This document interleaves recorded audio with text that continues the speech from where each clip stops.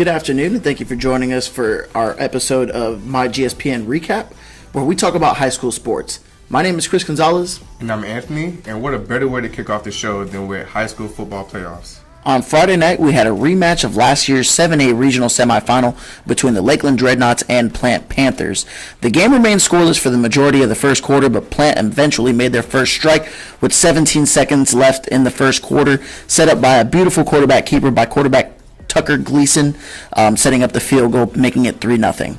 On the ensuing kickoff for Lakeland, number 1 Finley Graham would take the kickoff 60 yards, giving the Dreadnoughts great field position to start the second quarter. Senior fullback Jahari Martin would find the end zone a few plays later, giving Lakeland a 7-3 lead. He would then find the end zone one more time later in the second quarter to give Lakeland a 14-3 lead going into halftime. It didn't take long for Lakeland to get into their groove and start putting points on the board in the third quarter. Junior running back number 3 DeMarcus Debo Bowman was able to find the end zone early in the third quarter, making the score 21-3. The Panthers would strike right back with a score of their own. Plant quarterback Tucker Gleason connects with number 1 Roman Mungin for an 80-yard touchdown strike, moving the score 21-10 Lakeland.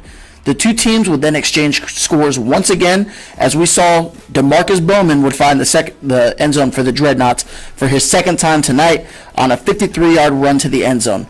Tucker Gleason and the Panthers would set themselves up in scoring position on a pass to number 8 Caleb Ferris, which led to a touchdown just a few plays later by number 21, their running back Fuller Sanders, making the score 28-17. Lakeland still up here. Jahari Martin would find the end zone for his third touchdown of the night, extending the Dreadnought lead 35-17.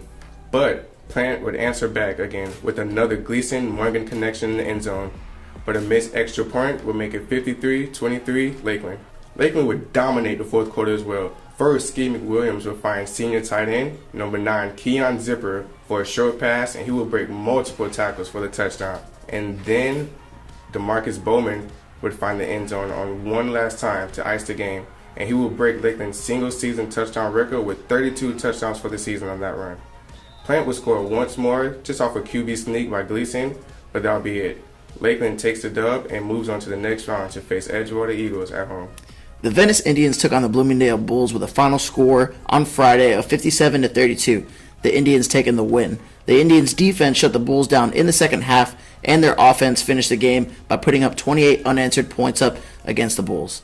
The Venice Indians will now move on to the 7A state semifinals, where they will face St. Thomas Aquinas and Fort Lauderdale Friday, December 7th at 7:30.